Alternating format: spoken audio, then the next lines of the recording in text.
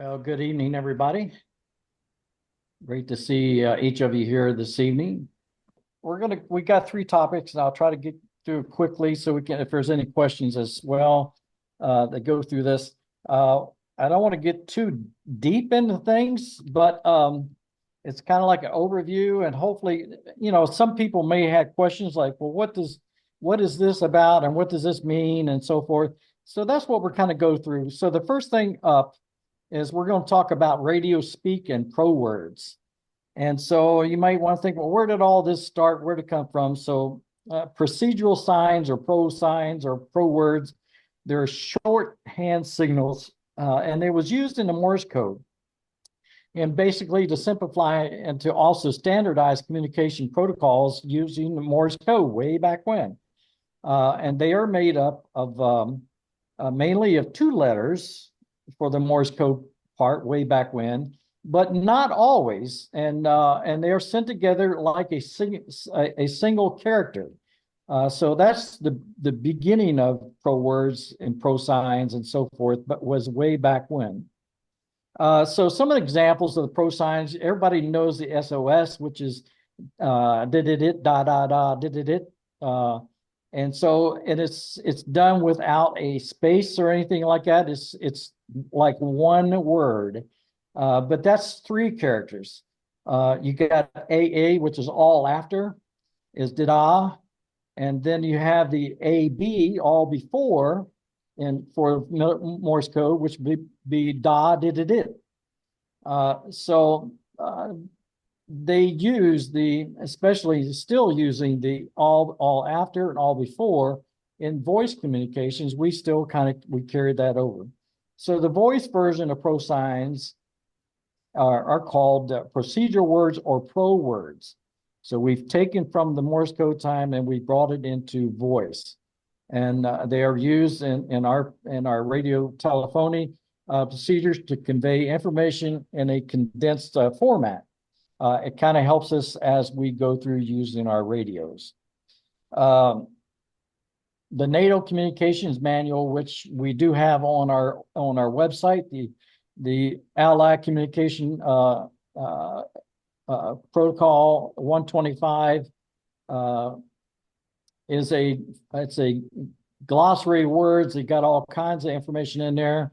Well, mainly for NATO forces and of course ours as well, which has been adopted by many organizations, including our Coast Guard, FEMA, and of course our military auxiliary radio systems that we may at times may have to work with. So that's why it's important to know these pro words so that we can communicate with these other entities that do use them. So some examples of pro words, of course, they include over, which is used to indicate the end of a transmission and that a reply is expected for when we say over.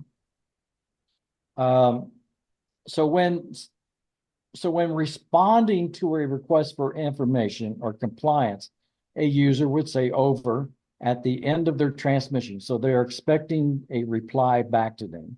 And this will ensure that other users will respond and acknowledge a transmission that was sent, and they want to hear, did you get it? Or if there's any other type of reply that will need to come back. Roger is used to acknowledge that a message has been received and understood. Nowadays, they're using copy. Copy is to indicate that a message has been received and understood.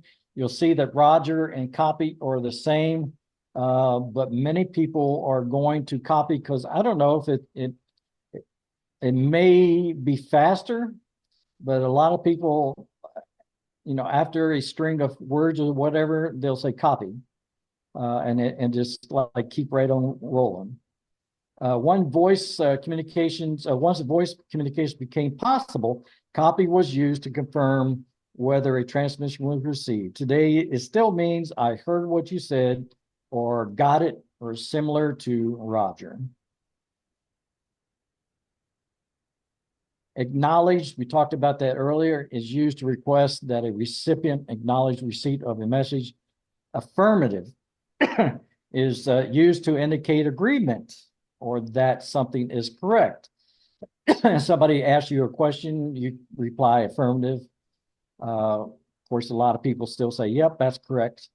But if you use a correction, sometimes if you say correct, they may think, wait a minute, what's correct? So it can sometimes cause confusion with that. Correction is used to indicate that an error has been made and that the transmission will be repeated, or a portion of that transmission should be repeated to make sure that it's correct. Am I going too fast? Okay. Okay, we saw the AA and the AB before when I was talking about the Morse code. So all after and all before is used when you need to have part of a message to be repeated. Sometimes people are giving messages and they're going a little bit too fast or to write it down. So when they do pause, you can come back and say all after the last word that you copied down. Another pro word for break is used to interrupt an outgoing conversation or any type of conversation to convey important information.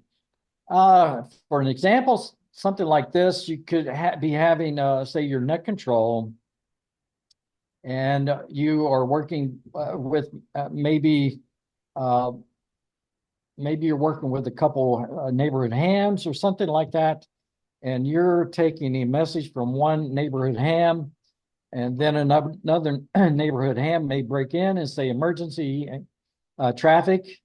Then you would say break. Then you would go over to the other ham and take that emergency traffic.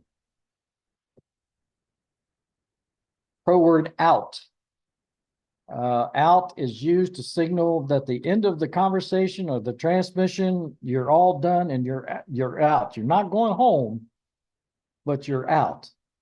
You're over. You're not expecting a reply. Everything is good. You've sent the message. You got confirmation that the message has been received. And so you use the word out. I know that in the ham radio world, out means something different. But in the radio telephonic communications, out means that that portion of the conversation is over with. Radio check. You can go in and say radio check. This is used call one station or just call out. A lot of times I'll call out. I'll say this is Kilo Julia 7 Julia Delta November radio check. How copy over? Not hoping that somebody would hear and that they would reply. So radio check is used to ask another station. You could identify another station as well. If you are clear and readable, what is your signal strength, your readability? How do you hear me? Sometimes you may not get a reply, so then you will follow up with nothing heard. KJ7JDN out. So you're over with that. So nothing heard is to be used when no reply is received from a station that you called or that you sent out. 5x5 is something that a lot of military folks and those using the ACP 125, it basically means everything's working perfectly. I know that ham radios do a different number system, and that may be associated with the meter reading that they have on their equipment. But it's the 5x5 means it's from the signal interference, noise propagation, and overall code. That's what the SINPO acronym stands for. It originated with the military, but is commonly used to evaluate voice communications of all kinds, 5x5 basically means everything's working fine. I hear you well. All right, moving on to frequencies and channels. So now we're getting into Mike. Hey, Mike, if I'm sharing my screen, you guys can't see me though, can you? We still have you in a little picture off to the side. Oh, okay, great. All right. So we're getting into frequencies and channels. So I brought with me, I don't know if you can see, I got two FRS radios. Is they coming in clear? All right. I see one thumbs up. Hold them next to your ears. They're all out of focus right now. Oh, okay. How's that? Huh. Is that Well, better? okay. You got some background blurring thing going on turned on there. So no, it's Okay. only going to show your head. It's not going to show anything else. Okay. All right. Sorry about that. I guess I can maybe find that out. But anyway, I brought a couple radios, and actually they're both Midlands. One I bought from, it's a little bit bigger. It's yellow, and I bought that at Bimart, and it was for $29.99, I think, last year. It was on sale. And then I bought this Midland from Cascade, what's that, Cascade Barn Supply or whatever, Springfield. And it was only 25 bucks. They both got 22 channels, and they both have basically the same buttons on the front. But the reason why I say that is when we get into frequencies and channels and into tones, I'm basically going to go do an overview of it, but these radios do everything that you need to do when it comes to tones or channels or frequencies. You do not have to worry about inputting any frequencies, you just change your channels. So with that being said, the FRS, of course, if you're familiar with it, is authorized for 22 channels, and the 462 megs to 467 megs range, which is in the UHF range of 300 to 3000 megahertz for frequency range. And the UHF radio waves, of course, we all know it mainly is transmitted by line of sight. So they can be blocked by larger buildings or hills. Of course, the higher that you are, the better your propagation would be for your wavelength or your signal. However, they still can be transmitted through building walls for indoor reception if you have a team that may be sweeping through a building or something like that. They still are good at that. All the 22 channels are shared with the GMRS, General Mobile Radio Service, which requires an individual license for use. And of course, GMRS has a little bit more power than the FRS radio by about 3 more watts. But they share the same channels. GMRS has some additional channels that is used for use with if it's being used for a repeater type service. But the penalty for transmission on the GMRS radio without a license is $20,000 per transmission if you get caught. So, but that could be quite steep if somebody is around and say, we're going to put a stop to this. So 20,000 bucks per transmission, that could be quite spendy. The family radio service, of course, is a private two-way short distance communications and data service for family use. And it's been around as it was authorized in the United States in 1996. And it is governed by license by rule. Some people say, what is licensed by rule? So it's a general public use, can use the device without having to obtain a license. And channel sharing is achieved through a listen before talk etiquette But it's the service is a licensed by rule. And you might say, well, what is licensed by rule? This means an individual license is not required to operate FRS radio, provided you comply with the rules.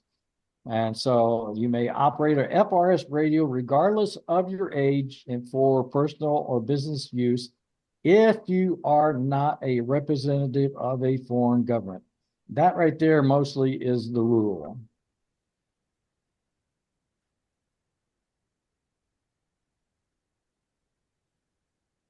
So now we're getting into privacy codes. How are we doing, Jerry? All right. We're doing just fine. All Let's right. see. I think Craig has a hand up here. Okay. All right. Craig. Yeah, just a quick comment about the GMRS license. So just make sure everyone understands that a license is good for a whole household and it's good for 10 years. And there's no test. You give them $35 or some such thing, and you got a 10-year license for your entire household. Yes.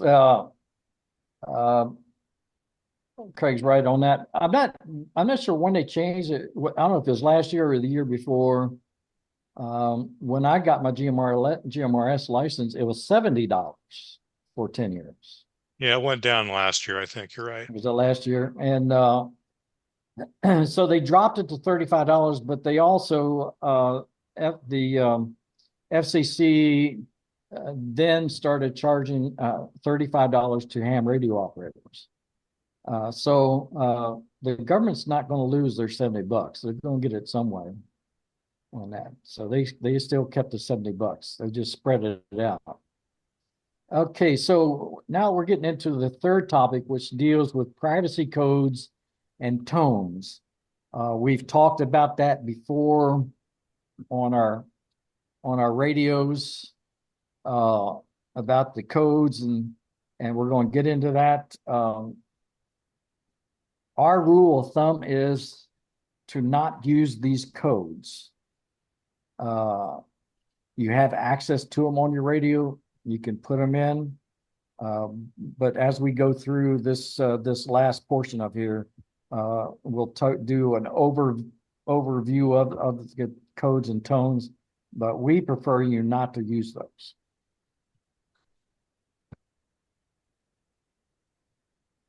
So what are privacy codes? Privacy codes, sometimes they're referred to as subchannels or subcodes, and they help to reduce channel interference. They do not secure your speech. They just help with channel interference. They utilize either a continuous tone-coded squelch system, which people have seen that letters of CTCSS, which is continuous tone-coded squelch system, basically putting a squelch to knock out the interference, or it could be a digital coded squelch, DCS technology on your radio, and it just filters out unwanted transmission. So what are radio tone codes? Radio transmitters using CTCSS always transmit their own tone code whenever the transmit button is pressed, or the push to talk button, PTT. The tone is transmitted at a low level simultaneously with the voice. This is called CTCSS encoding. Now you might, if your eyes are starting to glaze over, let me know, because sometimes it gets a little deep. I think we have another hand up, Craig. All right, let me know who. Craig? Yeah, just one detail I think is kind of important on the previous slide where we talked about the tone reducing channel interference. I would actually not agree with that statement. The tone, if anything, will increase channel interference. What it does is it squelches your radio so you don't hear anybody talking, but it doesn't help you avoid talking over the top of somebody else. That's one reason we don't want to use them, I think. But yeah, Craig's right. And when it talks about I think what they're saying here, Craig, was channel interference on your end of hearing. You're still going out and they're still going out over the air. But you're not hearing them. And the reason why is where is it? I missed it where it was talking about the squelch. Well, you had this. You had maybe the next slide. It talks about it mutes the speaker. Maybe it's the Yeah. next slide after this even. There's one slide where it says it mutes the speaker. So that's exactly what it does. It mutes the speaker. But if you're transmitting, you're still interfering with somebody else, no matter what tones people are using. Yeah. So, Yes. You are. and Yeah. and an important distinction is when we're talking on a repeater, you might need to use a tone to activate the repeater, which is different than using a tone to open your squelch on your speakers. Those are kind of two different uses of Right. tones that are very different from each other. Well, the FRS doesn't use repeaters. Yeah, but Now, GMRS does though. the It G, the can. G, yeah, GMRS you can use a repeater, and that's correct. But yeah, what it does is if you where this one didn't. Well, here's an example. On this FRS radio, it has a monitor and a scan button. If I press the monitor button, what it does is it eliminates the squelch, and it makes a lot of noise so that you can adjust your volume.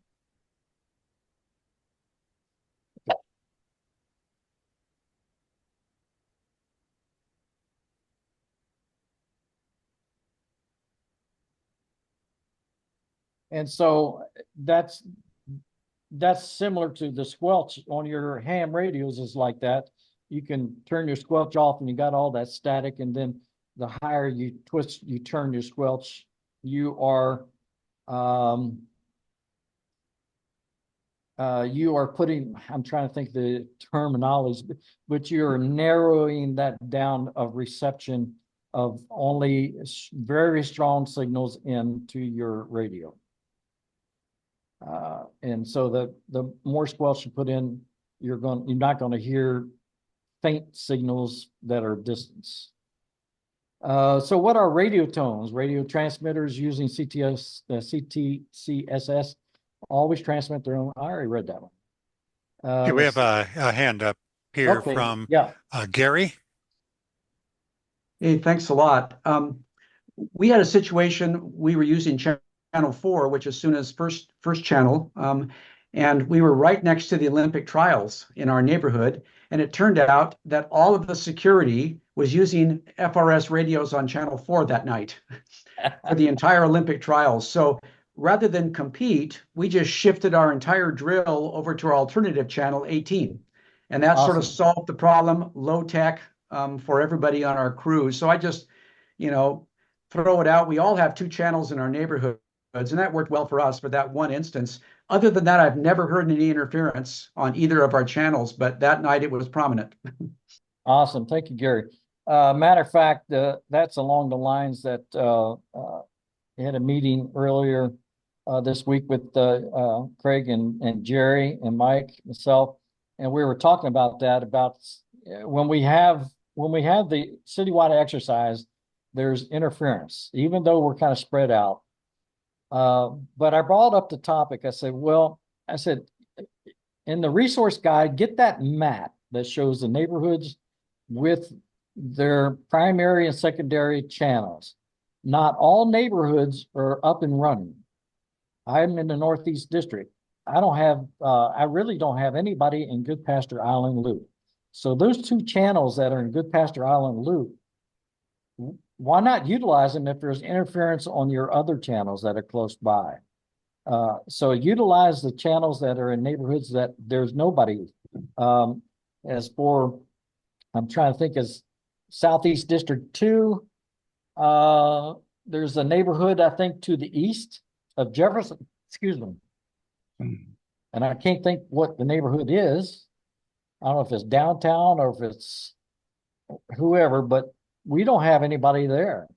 We don't have anyone in the Southwest District. So those channels, that FRS channels that are designated for those neighborhoods that we don't have anybody, then go ahead and use them. That's my feeling.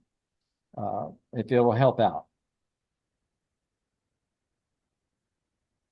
Let's see, the tone is transmitted at a low level. So, okay, I already read that one. Okay, so the CTCSS system filters out unwanted transmissions from other users that, like Craig mentioned, on the same channel or frequency. The radio speaker says stays muted until a transmission with the matching code is received. That's where. Andy, we've Yeah. lost your presentation.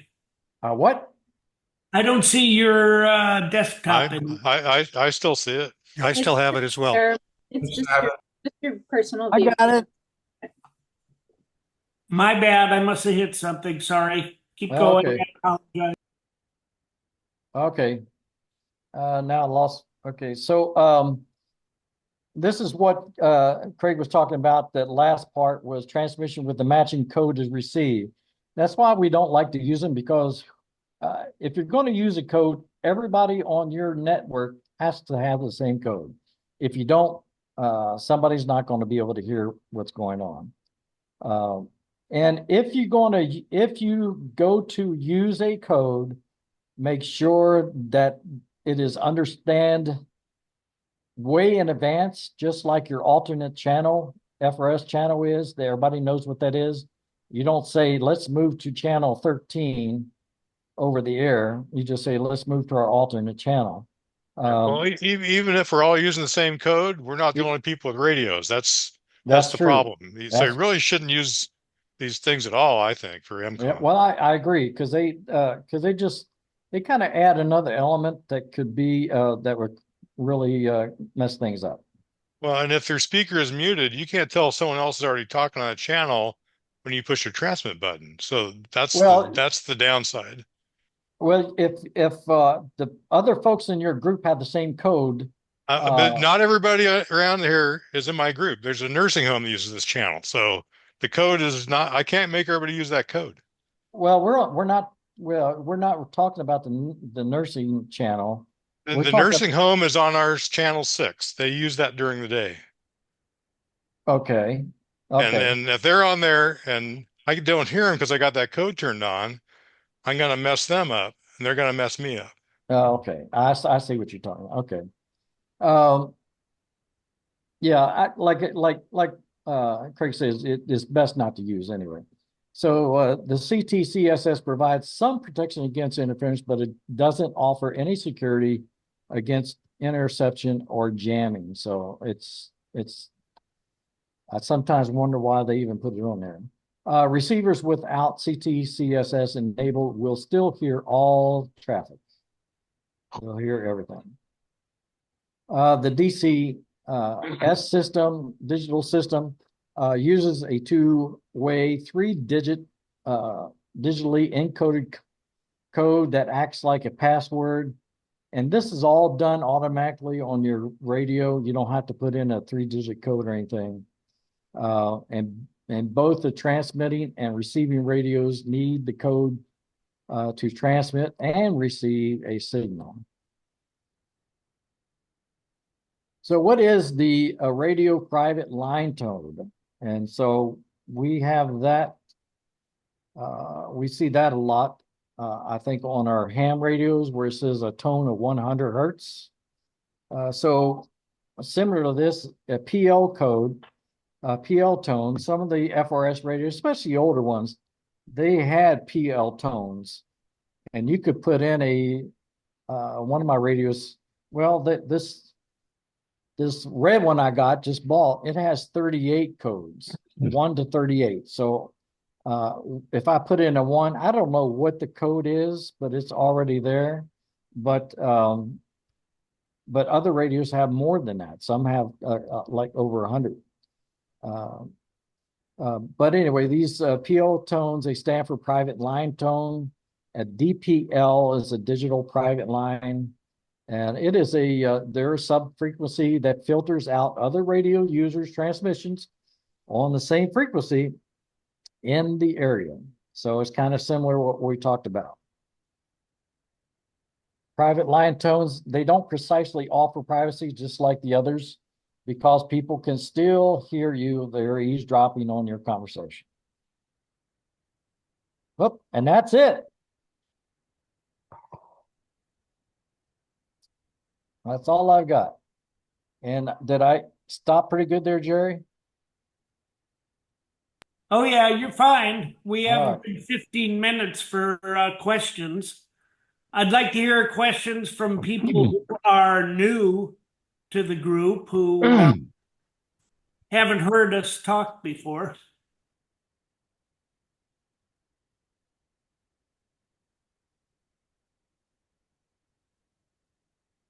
Well, I must have did a great job, I guess. I'm kind of new to the group. I've been adjusting my video here, my settings, and listening to you all. It's interesting. I hope we get something going in Springfield pretty soon. It's slow, but I think it's coming. Anyway, back to you. Thank you, Dave. Hey, Fran, Dave may have a contact information for the person that is leading the LMARC group that you asked about, Fran. Great, thank you. And just so you know, the day that we were doing the testing of the FRS and GMRS in my district, which is District 3, we were competing with the Whitaker. Somehow Channel 2, we could hear them, and we just moved over to our alternate channel, and it was fine. Okay. We just knew to do it. Yeah. Okay. All right. If someone wants to email me that information, that'd be great, because OHA does not have the money for repeaters, and if there's a disaster, they have no way to communicate with us. Dave, can you put in the chat, John's, do you have John's contact information that does the LMARC?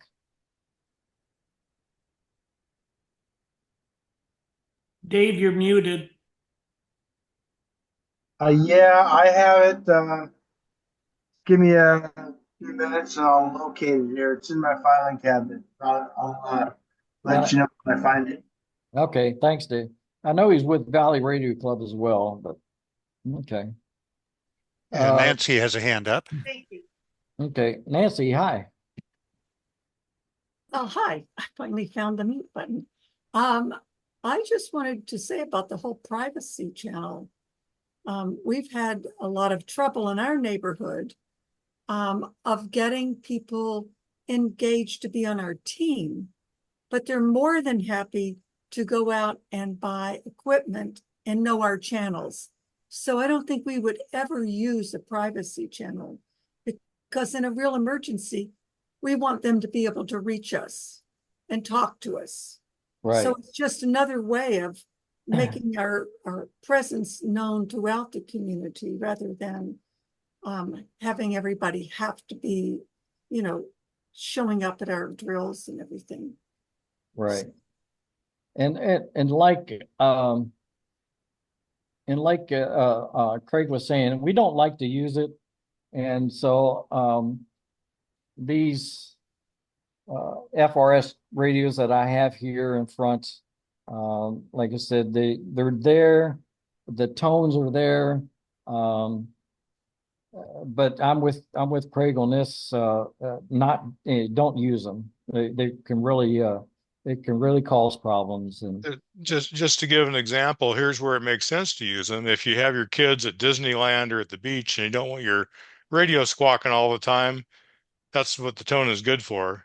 yeah. But if we're doing emergency communications, then it's probably not a good fit. I would probably boil all those slides down to one slide that says, unless you're using a repeater system that requires a tone, don't use a tone. Okay. And then you don't have to explain what the heck a tone is. Right. Yep.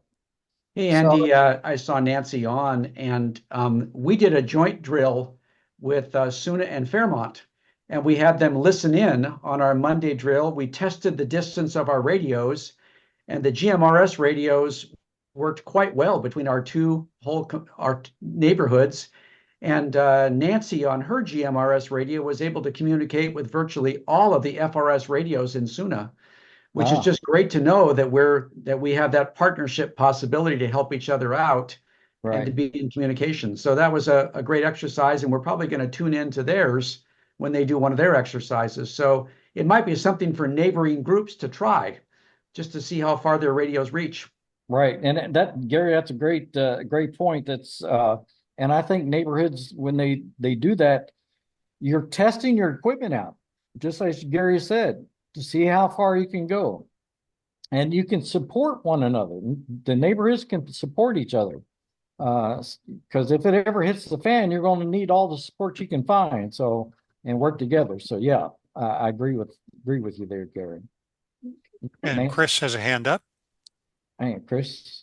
Hi, Andy. On this signal strength, if a 5x5 is good signal, what's a 5x9? Is that a weaker signal or a stronger signal? I believe the 5x9 is a ham radio operators use that, and I think that is relating to a meter that they may have on their radio that shows the signal strength.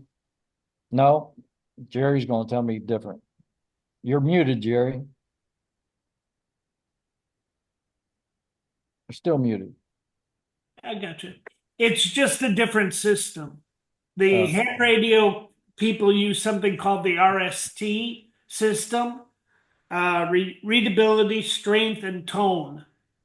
And I guess the military and government uses, I can't remember what the name is, Andy, but the problem is that I might argue with you a little bit and say I'm not going to relearn the government system when mainly I'm a ham operator. That's really the truth of it. Well, the information that I put out is, and also with the ACP 125 is, in a real situation, we may be working with government entities that use these pro words. And so it's good that you know what they are. And if somebody in FEMA or somebody in some type of guard unit uses that language, that's why I'm putting it out here. So you know what it is, and you won't say, what would you say? What's that mean? I agree with you. It's good to know. Yeah. Because of habit. Yeah. Someone asks me a signal strength online on a ham radio, I'm going to use the RST system. I would say because we're working with a lot of people that aren't full-time communicators, that when you can skip the jargon and say, I can hear you clearly, just so everybody understands what you're talking about. Right. That's probably true. Yeah. Right. Sorry. All right. Next month on the 4th Wednesday, we our topics, I'm trying to remember. Maybe Mike can help me out. I think Mike starts off with the topic next month, and then I follow up with some other items on that, I do believe. But I can't remember off the top of my head. I should have had that written down. But anyway, I'd like to encourage people to please tell friends that if they're interested to join us on Zoom on this 4th Friday of the month. I put it in the neighborhood online site, and I tried to tell the Santa Clara people, ask them to produce it, but they didn't do it. And we're here because many of you folks suggested that we do this, so that's why we're doing this. So to have some extra training on that. Also tonight, we're going to check off out of here, but don't forget to do your simplex, UHF simplex for your district, and check that out. Make sure that you're still good to go with that. So check out your simplex, UHF simplex, and see how that works tonight. Any other questions? Well, that sounds, was there a question, Jeff? Oh, okay. All right, great. Well, thanks for being here tonight, and we'll see you next week on the air, hopefully.